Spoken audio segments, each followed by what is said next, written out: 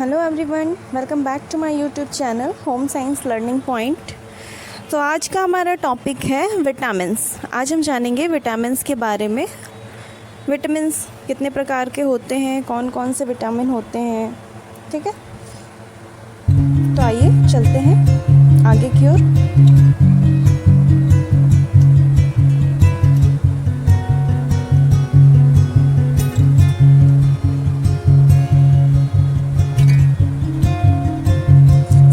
तो जानेंगे what is vitamin.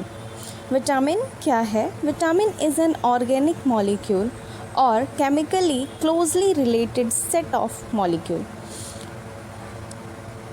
that is an essential micronutrients which an organism need in small quantities for the proper functioning of its metabolism।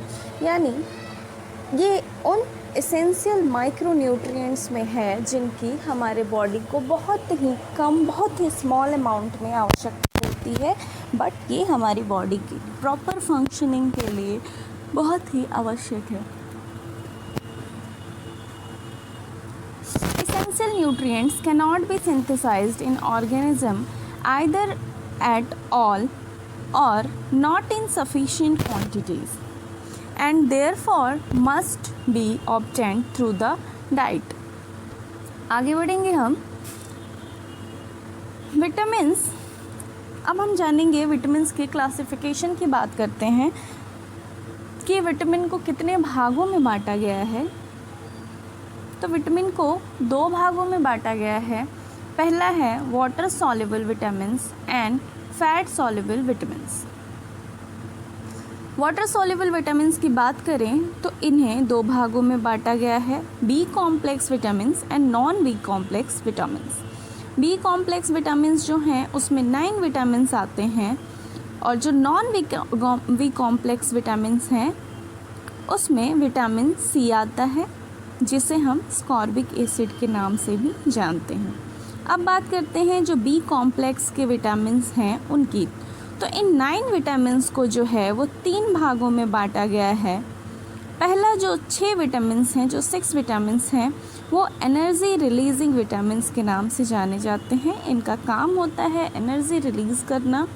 Next है वो haemopoietic vitamins के नाम से जाने जाते हैं। ये हीमोग्लोबिन से संबंधित विटामिन्स हैं, इसीलिए हम इन्हें हेमोपोएटिक विटामिन्स कहते हैं। और लास्ट अदर जो विटामिन्स हैं उनकी बात करेंगे। तो पहले बात करते हैं एनर्जी रिलीजिंग विटामिन्स की, जिसमें आता है B1 यानी थायमिन, B2 यानी राइबोफ्लेविन, B5 यानी नियासिन, B7 यानी biotin and vitamin B3 means pantothenic acid और last one is lipoic acid. अब बात करते हैं हेमोपोएटिक विटामिन्स की। तो उसमें आते हैं आपके B9 यानी फॉलिक एसिड एंड B12 यानी cobalamin. Last one is pyridoxine जिसे हम विटामिन B6 के नाम से जानते हैं। आगे हम जानेंगे इन विटामिन्स, अलग अलग इन विटामिन्स के क्या फंक्शंस हैं, कहाँ सोर्सेज हैं, इनके बारे में बात करेंगे। अब आते हैं हम फैट सॉल्युबल विटामिन्स की ओर। तो फैट सॉल्युबल विटामिन्स जो हैं उसमें है हमारा विटामिन ए यानी रेसिनॉल, जिसे हम केमिकली इसका जो नाम है, केमिकल नेम, उसे रेसिनॉल कहते हैं। विटामिन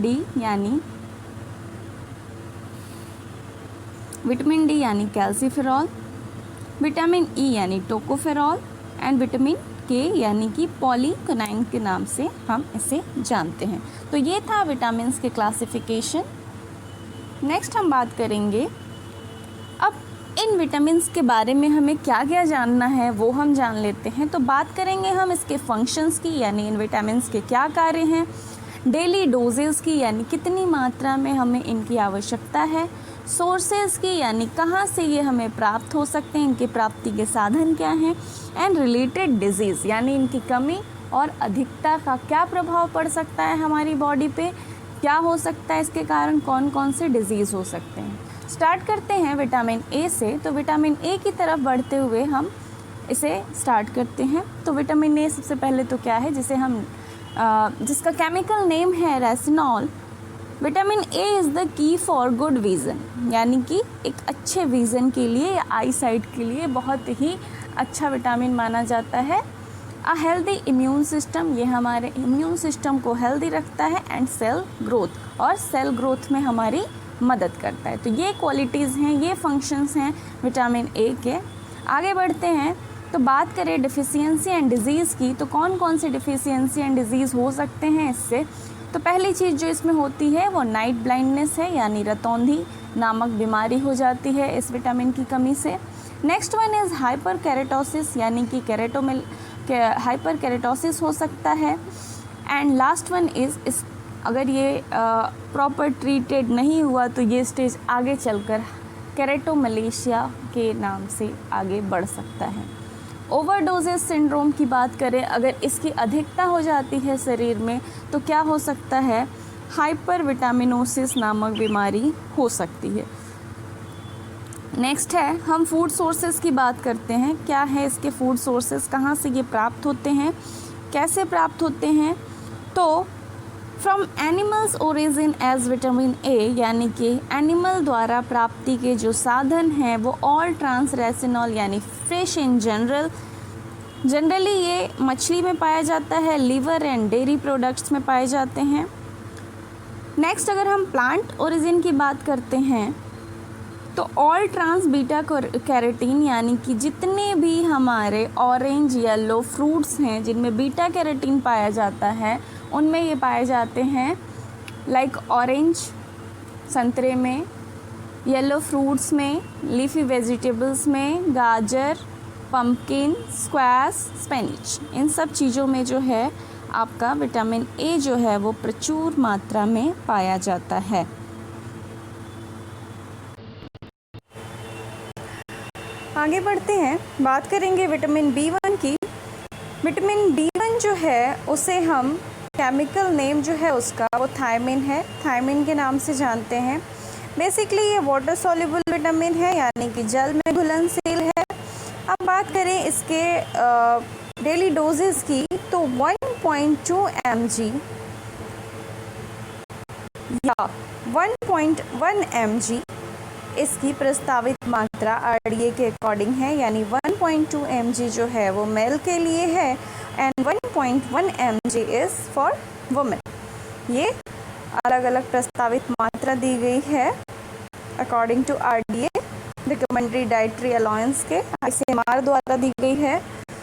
इसकी कमी से जो डिज़ीज़ होते हैं, इसकी कमी से जो डिफिशियंसी या डिज़ीज़ होती हैं उनमें है आपका बेरी। ये बहुत ही इम्पॉर्टेंट है, बहुत ही कॉमन डिज़ीज़ है, इससे होने वाले बेरी नामक रोग हो जाता है।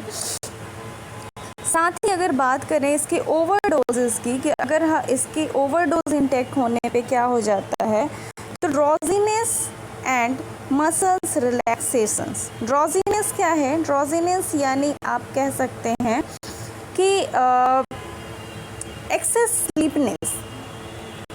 स्लीपीनेस जो होती है, यानी कि बहुत अधिक नींद आना ड्रॉजीनेस कहलाता है, और मसल्स रिलैक्सेशंस हो सकता है इसकी वजह से। बात करेंगे हम बेरी की, थोड़ा सा शॉर्ट इन्फॉर्मेशन लेंगे हम बेरी क्या है। तो पहली चीज़ तो ये विटामिन बी1 की डिफिशियंसी है, थायमिन डिफिशियंसी है। इसमें क्या हो जाता है, इसकी स्पेशलिटी क्या है, ये न्यूरोलॉजिकल डिसऑर्डर है, कार्डियोलॉजिकल डिसऑर्डर है एंड पेडियाट्रिक डिसऑर्डर है। इसमें क्या होता है, हार्ट रेट जो है वो फास्ट हो जाता है, शॉर्टनेस ऑफ ब्रीथ पाया जाता है, यानी कि आपको सांस लेने में कठिनाई हो सकती है, numbness, confusion, trouble moving the legs and pain, ये सारे सिम्टम्स हैं बेरी के। किस तरीके के हो सकते हैं ये, क्यों हो सकता है, अगर आपने पर्याप्त मात्रा में थायमिन इंटेक नहीं किया है तो ये बीमारी हो सकती है। रिस्क फैक्टर की बात करें तो क्या है रिस्क फैक्टर, अगर diet of mostly white rice, alcoholism, dialysis, chronic diarrhoea and diuretics हो सकता है। ठीक है, ये रिस्क फैक्टर हैं। प्रिवेंशन की बात करें तो फूड फोर्टिफिकेशन के थ्रू, यानी कि अगर आपके फूड में विटामिन B1 को फोर्टिफाइड किया गया है, अलग से ऐड किया गया है, या आप कोई सप्लीमेंट्स ले रहे हैं तो आप इसको ट्रीट कर सकते हैं, प्रिवेंट कर सकते हैं। फ्रीक्वेंसी की बात करें तो ये बहुत ही रेयर है, ये बहुत कम पाया जाता है। यूएस में ज़्यादा अधिकतर ये थोड़ा देखने को मिलता है, वैसे ज़्यादातर ये रेयर केसेस में पाया जाता है। नेक्स्ट हम बात करते हैं और विटामिन बी की कमी से क्या हो सकता है या इसके और क्या सिम्टम्स हैं वो बात करें तो अगर एक्यूट बेरी है, ये जो है मोस्टली जो है बेबीज़ में पाया जाता है। इसमें क्या होती है, भूख की कमी होती है, वॉमिटिंग होती है और हार्ट रेट जो है वो उसमें चेंजेस आते हैं और एनलार्जमेंट ऑफ हार्ट पाया जाता है बेरी नामक रोग में। तो ये जो है बहुत रेयर डिफिशियंसी है, लेकिन बहुत ही ज़्यादा रिस्की है, बहुत ही ज़्यादा ध्यान देने लायक है, बहुत ही ज़्यादा इस पे सोचने लायक है। नेक्स्ट बात करेंगे हम सोर्सेस की। विटामिन B1 के सोर्सेस की कि किस तरीके की चीज़ों में, फ्रूट्स में, कौन से वेजिटेबल्स में ये पाया जाता है। सोर्सेस की बात करें इसकी तो ये जो है आपको पोर्क में, होल मील्स में, ग्रेन्स में, ब्राउन राइस में, वेजिटेबल्स में, पोटैटोज़ में, लीवर में और एग्स में पाया जाता है। बेसिकली थायमिन्स के जो सोर्सेज हैं वो यही हैं। ब्राउन राइस में पाया जाता है। अगर आप excessive intake of white rice करते हैं तो बेरी के रिस्क बढ़ जाते हैं। So that's why we have included there brown rice. Next बात करते हैं हम विटामिन B2। सो पहली बात करेंगे व्हाट इज़ विटामिन B2। तो विटामिन B2 को हम राइबोफ्लेविन के नाम से जाने जाता है। सॉल्युबिलिटी की बात करें तो ये वाटर सॉल्युबल विटामिन है। इसकी डेली डोजेस, डेली इनटेक की बात करें तो 1.3 mg मेल के लिए एंड 1.1 mg फॉर फीमेल। अब बात करते हैं इससे होने वाले, इसकी कमी से होने वाले डिजीज़ के बारे में। इससे एंगुलर स्टोमैटिस हो सकता है, एरिवोफ्लैविनोसिस हो सकता है, ग्लोसिसाइट हो सकता है। अब ये क्या है डिजीज़, इनके बारे में हम थोड़ा शॉर्ट इन्फॉर्मेशन लेंगे। क्या हैं ये सारे डिजीज़? तो सबसे पहले बात करते हैं एंगुलर चिलेटिस की बात करते हैं। तो इसमें क्या होता है, इसके अदर नेम जो हैं वो आप अलग अलग जगह पे अलग अलग इसके नेम हैं। कुछ लोग चिलेटिस कहते हैं, एंगुलर स्टोमैटिस कहते हैं।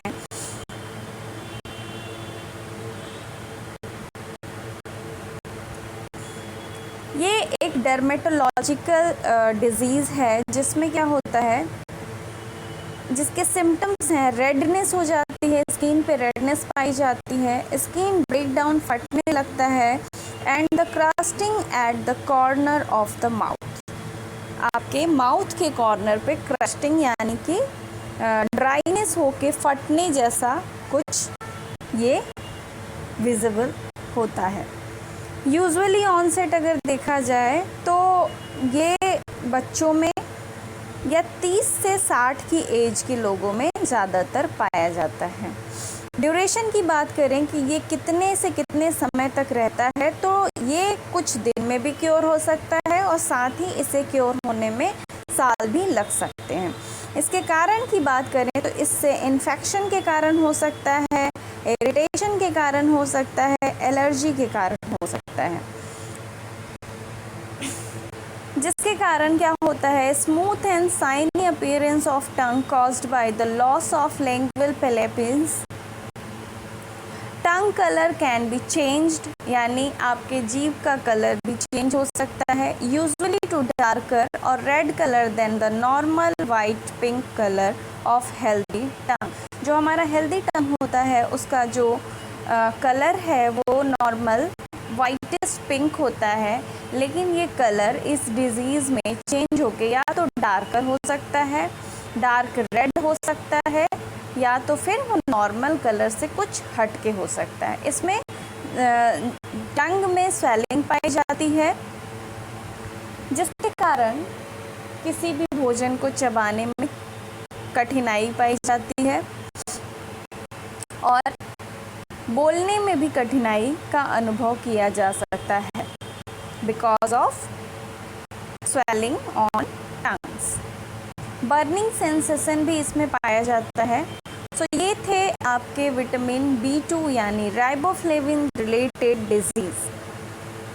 अब इसकी अधिकता की बात करें तो अधिकता से क्या हो सकता है, अधिकता का कोई असर नहीं है। बात करेंगे सोर्सेज की, तो किन किन चीज़ों में ये पाया जाता है, तो जितने भी डेयरी प्रोडक्ट्स हैं यानी मिल्क एंड मिल्क प्रोडक्ट्स हैं उनमें ये आपको प्रचुर मात्रा में पाया जाता है। नेक्स्ट बनाना में पाया जाता है बहुत ही अच्छी क्वांटिटी में, ग्रीन बीन्स में पाया जाता है एंड एस्परेगस में पाया जाता है। नेक्स्ट विटामिन की ओर चलते हैं। नेक्स्ट जो विटामिन है वो है आपका B3 यानी नियासिन। B3 जिसे हम नियासिन, नियासिनामाइड, निकोटिनामाइड एंड राइबोसाइड्स के नाम से जाना जाता है। ये 4 नेम हैं इसके केमिकल नेम, नियासिन, नियासिनामाइड्स, निकोटिनामाइड्स, राइबोसाइड्स, ये इसके केमिकल नेम्स हैं। सॉल्युबिलिटी की बात करें तो ये वाटर सॉल्युबल है। अगर डेली डोजेस की बात करें तो 60 mg for male and 14 mg for women. इसकी कमी से पेलेग्रा हो सकता है और एक्सेसिव अमाउंट इनटेक के कारण लिवर डैमेज हो सकता है एंड अदर प्रॉब्लम्स भी कुछ क्रिएट हो सकते हैं लिवर रिलेटेड। सोर्सेज की बात करें तो meat, fish, eggs and many vegetables like mushroom, tree, nuts, these fruits and foods are the main sources of niacin। अब हम बात करते हैं पेलेग्रा के बारे में। So what is pellagra? तो pellagra is mainly dermatological disorder है। ये एक स्किन रिलेटेड समस्या है जिसमें क्या होता है, inflammation of the skin, diarrhoea, dementia, source in the mouth, यानी ये सारे सिम्टम्स पाए जाते हैं आपके स्किन में। इन्फ्लेमेशन होना यानी जलन होना, डायरिया हो सकता है इसकी वजह से, डिमेंशिया हो सकता है, डिमेंशिया मतलब shortness of we can say brain disease, जिसे dementia is mainly brain disease, जिसमें क्या होता है कि थिंकिंग की एबिलिटी जो है वो लेस हो जाती है। तो ये सारी प्रॉब्लम्स जो है ये फेस करना पड़ सकता है नियासिन की कमी के कारण। इसके साथ ही क्वाशियोरकर में भी पाया जा सकता है ये इस विटामिन की कमी के कारण क्वाशियोरकर भी हो सकता है। ट्रीटमेंट के लिए अगर बात करें तो इसमें आपको नियासिन के सप्लीमेंट्स यानी निकोटिनामाइड्स के सप्लीमेंट्स लेने पड़ेंगे। नेक्स्ट विटामिन की हम बात करें, नेक्स्ट विटामिन की ओर हम चलते हैं।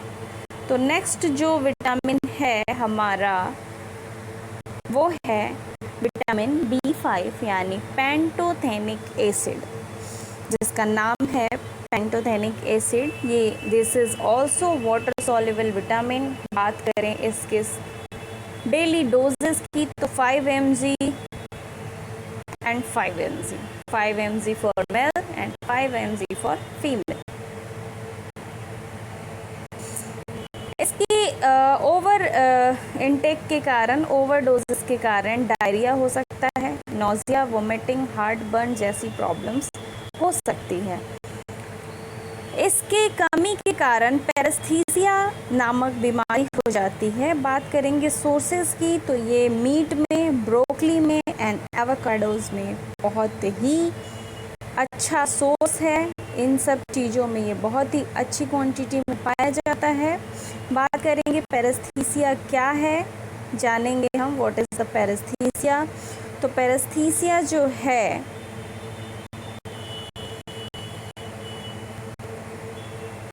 सेंसेशन पाया जाता है। सेंसेशन जैसे निडल के चुभने जैसा सेंसेशन जो है इसमें पाया जाता है स्किन में। लाइक लगेगा कि आपको कोई प्रिकिंग कर रहा है, चिलिंग कर रहा है, बर्निंग जैसे और नम्बनेस जैसे सिम्टम्स पाए जाते हैं, जिसे हम पैरेस्थीसिया कहते हैं। ये क्रोनिक भी हो सकता है, एक्यूट भी हो सकता है। ये पेनलेस होता है, इसमें कोई पेन नहीं होता है। And can occur anywhere on the body, ये आपके बॉडी में कहीं भी पाया जा सकता है, किसी भी पार्ट में हो सकता है। पार्ट में सडनली चुभन, sensation, tingling and pricking, chilling, burning, ये जो हैं पैरेस्थीसिया के लक्षण हैं। नेक्स्ट हम बात करेंगे आगे बढ़ते हुए विटामिन B6 यानी पायरिडॉक्सिन के बारे में बात करेंगे। What is pyridoxine? तो इसका जो केमिकल नेम है पायरिडॉक्सिन है, पायरिडॉक्सामाइन है, पायरिडॉक्सिल है।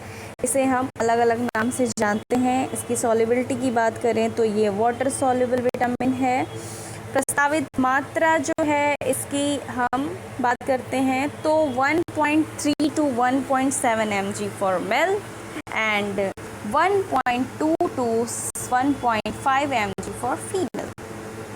इसकी कमी के कारण जो मेन डिजीज़ है, मेन जो औरतों में, महिलाओं में बहुत जो इसकी समस्या पाई जाती है, सो इसी की कमी के कारण होता है anaemia. Anaemia is a very common disease in womens. Peripheral and neuropathy, दो तरह के एनीमिया पाए जाते हैं। एनीमिया के बारे में हम बात करेंगे आगे। पहले जानते हैं what is the sources of vitamin B6 यानी pyridoxine. So meat, vegetables, tree nuts, banana is the rich sources of pyridoxine. इन चीज़ों में प्रचुर मात्रा में पाया जाता है पैरिडॉक्सिन यानी कि B6, जिसकी कमी के कारण एनीमिया हो सकता है और इसकी अधिकता के कारण नर्व्स डैमेजेस हो सकते हैं। अगर इसका जो डेली डोज है वो 100 mg पर डे अगर लिया जाए या उससे अधिक लिया जाए तो ये नर्व्स को डैमेज कर सकता है। साथ ही इसके एक्सेसिव इंटेक की वजह से इम्पेयरमेंट ऑफ प्रोप्रियोप्स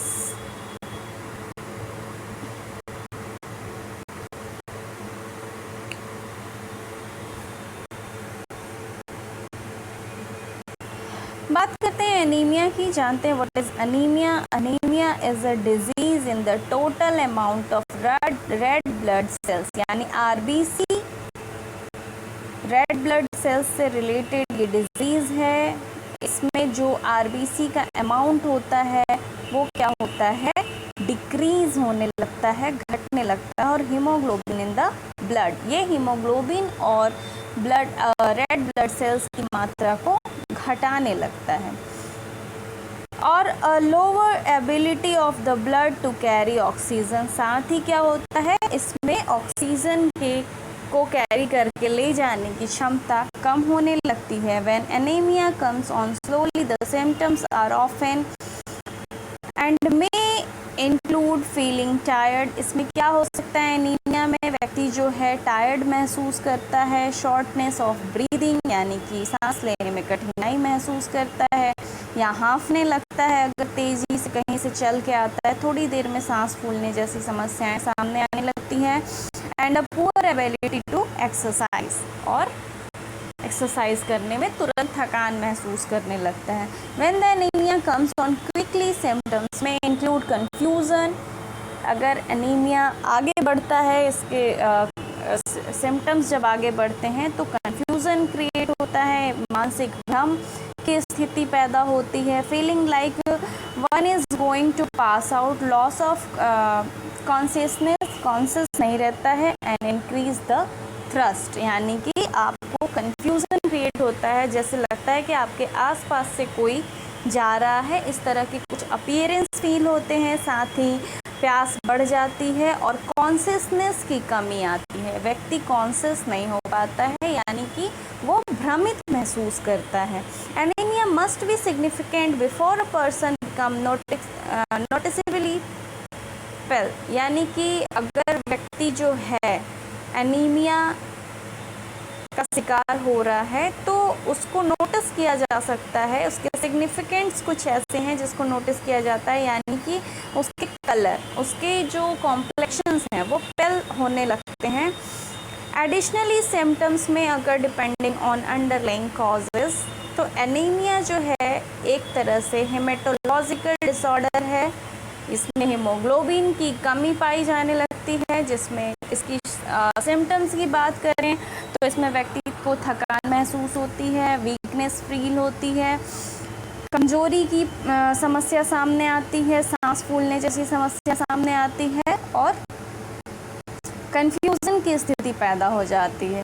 क्यों हो सकता है एनीमिया? एनीमिया के बहुत सारे कारण हो सकते हैं, लाइक ब्लड लॉस हो सकता है। अगर आपको एक्सेसिव ब्लड लॉस हो गया है किसी वजह से, किसी एक्सीडेंट में, किसी हेमरेज में, देन एनीमिया हो सकता है। Decrease red blood sales production, अगर आपके रेड ब्लड सेल्स के प्रोडक्शन में कमी आ रही है तो भी एनीमिया हो सकता है। Increase red blood sales breakdown, अगर रेड ब्लड सेल्स के ब्रेकडाउन की स्थिति बढ़ गई है, उनके टूटने की क्वांटिटी बढ़ गई है तो भी आपको एनीमिया हो सकता है। डायग्नोसिस की बात करें तो ब्लड हीमोग्लोबिन मेजरमेंट से पता चलता है कि आपकी बॉडी में एनीमिया की क्या स्थिति है। मोस्ट कॉमन डिजीज़, ये बहुत ही फ्रीक्वेंसी की बात करें तो ये बहुत ही ज़्यादा महिलाओं में कॉमन डिजीज़ है। हर एक महिला को एनीमिया की शिकायत होती है, ख़ास तौर पे गर्भवती महिलाओं के लिए ये बहुत ही रिस्क फैक्टर है। लगभग 2.36 billion are affected by anaemia. Next बात करते हैं हम, नेक्स्ट विटामिन की ओर चलते हैं। So vitamin B7 is biotin. Biotin की बात करें, व्हाट इज़ बायोटीन? सॉल्युबिलिटी की बात करेंगे सबसे पहले, तो सॉल्युबिलिटी जो है ये वाटर सॉल्युबल विटामिन है। इसकी डेली इनटेक या डेली डोज की बात करें तो 30 mu g male and for 30 mu g for female. इसकी कमी के कारण डर्मेटाइटिस यानी कि स्किन से रिलेटेड समस्याएं सामने आ सकती हैं। ओवरडोजेस की कोई इसमें चांसेस नहीं है। ये पाया जाता है कच्चे अंडे में, कच्चे अंडे के यॉक में यानी येलो भाग में पाया जाता है, लिवर में, पीनट्स में, ग्रीन लीफी वेजिटेबल्स में पाया जाता है। Very essential vitamin for us, बहुत ही इम्पॉर्टेंट है, ये भी स्किन के लिए वेरी इम्पॉर्टेंट है। नेक्स्ट है विटामिन B9, जिसे हम फॉलेट्स या फॉलिक एसिड के नाम से जानते हैं। ये बहुत ही इसेंशियल, बहुत ही इम्पॉर्टेंट विटामिन है। बाकियों से जो भी इस बी कॉम्प्लेक्स ग्रुप के जितने भी विटामिन हैं, इसकी मात्रा सबसे ज़्यादा इंटेक करनी होती है, यानी 400 म्यूजी मेल एंड फीमेल दोनों के लिए है। ये वाटर सॉल्युबल विटामिन है। इसकी कमी के कारण मेगेलोब्लास्टिक एनीमिया हो सकता है एंड इसकी जो डिफिशियंसी है during pregnancy is associated with the birth defects. अगर इसकी कमी यानी कि ये फॉलिक एसिड की कमी अगर प्रेगनेंसी के दौरान होती है तो बच्चे में बर्थ से बाय बर्थ कुछ ना कुछ डिफेक्ट्स पाए जाते हैं। सो प्रेग्नेंट लेडी को बिल्कुल भी फॉलिक एसिड के साथ समझौता नहीं करना चाहिए। अगर आपको डॉक्टर ने फॉलिक एसिड की टैबलेट्स प्रेस्क्राइब की हैं तो उसे रेगुलरली अपने रेगुलर रूटीन में इंक्लूड ज़रूर करें। जो भी सोर्सेज की बात करें तो ग्रीन लीफी वेजिटेबल्स को अपने डाइट में ज़रूर इंक्लूड करें। Pasta, bread, cereals and liver is the rich sources of folic acid. इन्हें गर्भवती महिलाओं से अनुरोध है, प्रेग्नेंट लेडीज़ से ये रिक्वेस्ट है कि फोलेट रिलेटेड डिफिशियंसी ना हो, बिकॉज कि इसका बहुत ही ज़्यादा बुरा इफ़ेक्ट बच्चों पे पड़ता है। साथ उन्हें बर्थ डिफेक्ट्स हो सकते हैं, सच एज न्यूरल डिफेक्ट्स हो सकते हैं, ट्यूब डिफेक्ट्स हो सकते हैं, यानी कि मानसिक स्थिति भी बच्चे की जो होगी वो रिटार्डेड हो सकती है, मेंटल एबिलिटी उसकी रिटार्ड हो सकती है।